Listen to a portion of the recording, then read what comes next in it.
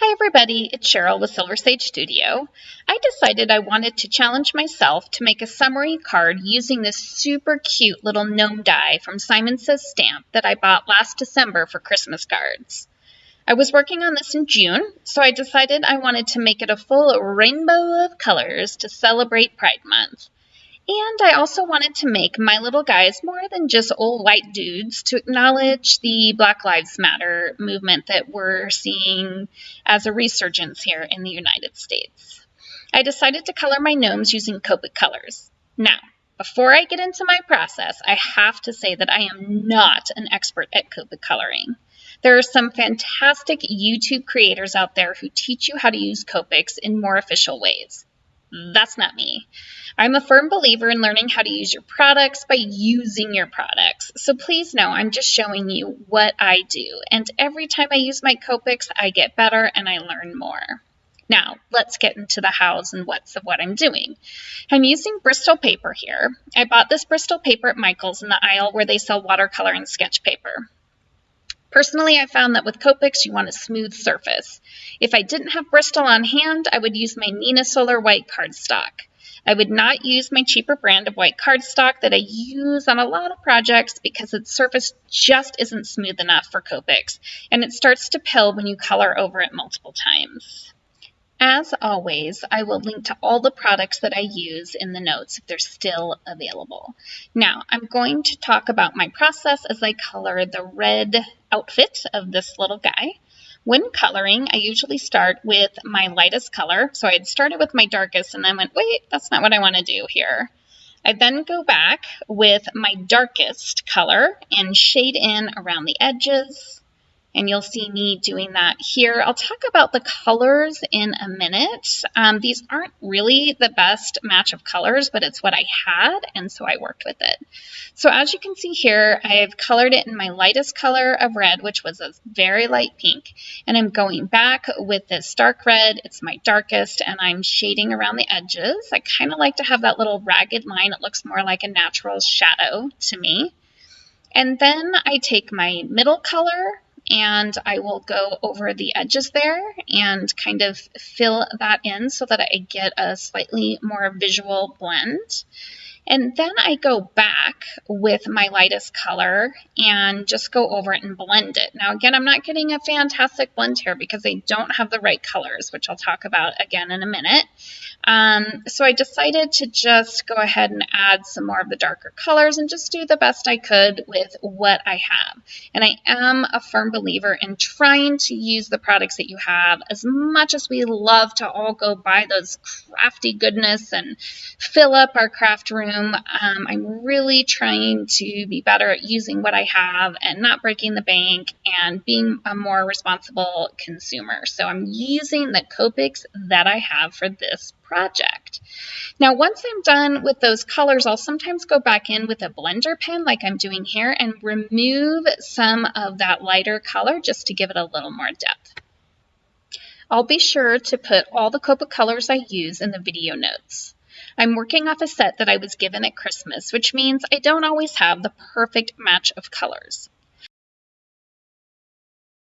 If you like card making or mixed media projects and you'd like to see what other people are doing, hit that subscribe button. It would mean a lot to me if you would do that.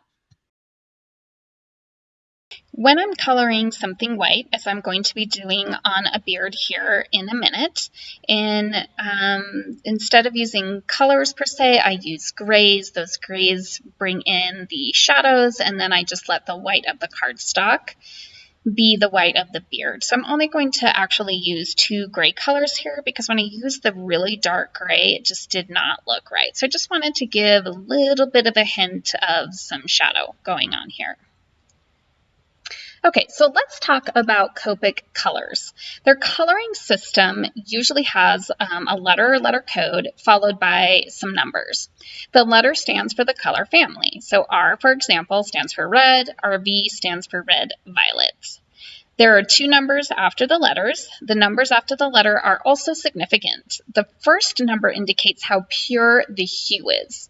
A 0, for example, is going to be more of a true red, while a 9 is going to be a red with more gray in it. Let's take green. 9 in green is going to be more of a sage green rather than a true Kelly green. The second number indicates darkness. A low number indicates a light color, a high number indicates a darker color. So in theory, while I'm coloring, if I really want to use the right colors, I would be using markers where the letters and the first number are the same so that I have the exact same hue, just in lighter and darker shades. And I had that with some of my coloring combos. So for example, when I colored orange, I had YR02, YR04, and YR07. So YR stands for yellow, red, which of course is orange. But when I colored with my red, I did not have that. So I had RV10, R32, and R29. So not only were my letters not the same, I had a red, violet, and a red, and 2 reds, but my numbers after them were not the same. My red violet was a level 1 in purity of hue, and my reds were levels 3 and 2 in purity of hues. So it's probably why my red doesn't look as well shaded as, say, this yellow outfit here does. Now, I'm not going to show you all of my coloring, but I'll show you the next couple pieces that I do, and then I'll come back to explain the rest of my process.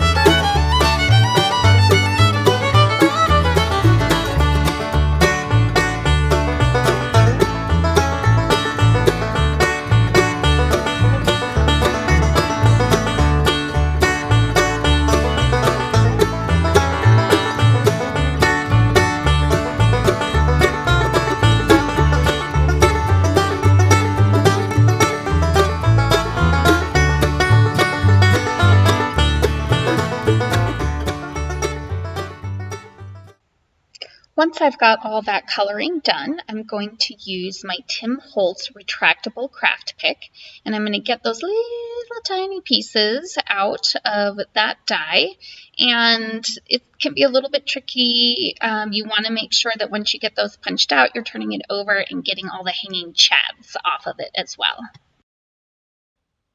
This die set comes with this background piece. So you take the hat, the nose, the beard, and the outfit, and you piece it all together just like a little miniature puzzle, and it is kind of fun to put together, except for when your pieces do this on you. Mine like to move around sometimes. I get glue on my fingers and it kind of dries and it just gets sticky enough. But it comes together really nicely. I really love the way the gnome is framed with that white border. I just love this die. There are 2 of these, by the way. There's one that's, I guess, quite a bit larger. This is the little gnome. It's smaller. I really love this die because it is great to use up old scraps that you've got lying around. These pieces are so small and you can really use up tiny scraps with this die. So if you're looking for a way to use up tiny scraps, I highly recommend you checking out this die.